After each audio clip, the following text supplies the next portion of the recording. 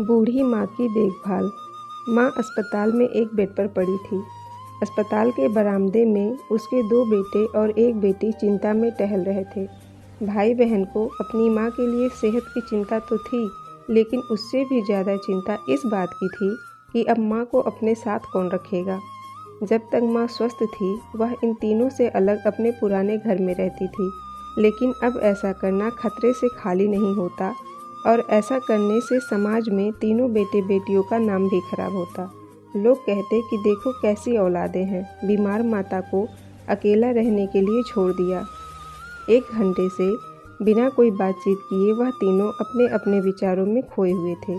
फिर बहन ने चुप्पी तोड़ते हुए अपने बड़े भाई की तरफ देखते हुए कहा, भैया आप बड़े हैं, इसीलिए आपका कर्तव्य है कि माँ को ज़रूरत के समय आप रखें और उनकी देखभाल करें।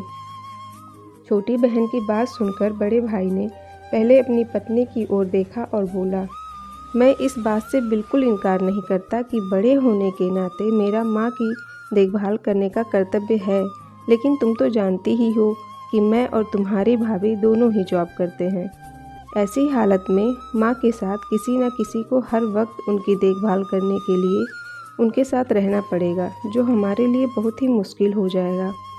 बहन, तुम तो पूरा दिन घर पर ही रहती हो, तुम माँ को अपने साथ क्यों नहीं रखती? पैसों की चिंता मत करना, जो भी खर्चा आएगा मैं दे दूँगा। रमेश भैया, आप तो जानते ही हैं कि मैं माँ से कितना प्यार करती हूँ, लेकिन आप यह भी जानते हैं कि मेरे ससुराल वाले कैसे हैं। मैं यह बिल्कुल बर्दाश्त नहीं कर पाऊँगी कि कोई मेरी माँ को और मेरे भाइयों को भला बुरा कहे। इसलिए अच्छा यही होगा कि माँ को सुरेश भाई के यहाँ रखा जाए। बड़े भाई रमेश ने भी छोटे भाई सुरेश के यहाँ माँ को रखने के लिए सहमति जताई। आप यह कैसी बातें कर रहे हो? क्या आपने नहीं देखा है कि माँ कभी भी मेरे घर 2 दिन से ज़्यादा रह ही नहीं सकती? उसका मेरे यहाँ मन लगता ही नहीं है, फिर कैसे वह इतने दिन मेरे घर रह पाएगी? छोटे भाई ने अपनी असहमति जताते हुए कहा। इससे पहले कि इस चर्चे का कोई नतीजा निकल पाता, एक नर्स वहां दौड़ते हुए आई और कहने लगी, क्या आप ही वार्ड नंबर 4 में भर्ती मरीज के रिश्तेदार हैं? आपको डॉक्टर साहब अंदर बुला रहे हैं। सभी घबरा गए और दौड़ते हुए डॉक्टर के पास पहुँचे। डॉक्टर ने उनसे कहा, आई एम सॉरी, मैं आपकी माताजी को नहीं बचा पाया।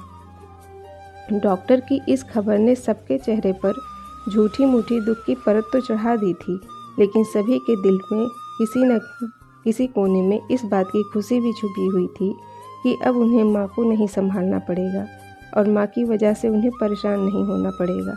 दोस्तों, छोटी सी यह इमोशनल कहानी ही समाज का सत्य है। यहाँ लोग ऊपर से जो दिखते हैं वह अंदर से नहीं होते। जो माँ बाप अपने 4-4 बच्चों को बिना किसी शिकायत के बड़ी आसानी से संभाल पाते हैं, उन्हें पाल पोस कर बड़ा करते हैं, आगे चलकर ज़रूरत पड़ने पर यही 4 बच्चे मिलकर भी उन्हें नहीं संभाल पाते या फिर संभालना नहीं चाहते। बच्चों को यह बात कभी नहीं भूलनी चाहिए कि जैसा वह बोएंगे वैसा ही काटेंगे। अगर आज वह अपने माँ बाप के साथ बुरा बर्ताव करते हैं, तो उन्हें यह याद रखना चाहिए कि उनके बच्चे भी बड़े होंगे और वह भी बूढ़े होंगे। जो उन्होंने अपने माँ बाप के साथ किया है, उनके बच्चे भी उनके साथ वही करेंगे। दोस्तों, अपने दिल से छल कपट निकाल दीजिए और सच्चे मन से अपने माता पिता की, अपने बुजुर्गों की सेवा कीजिए।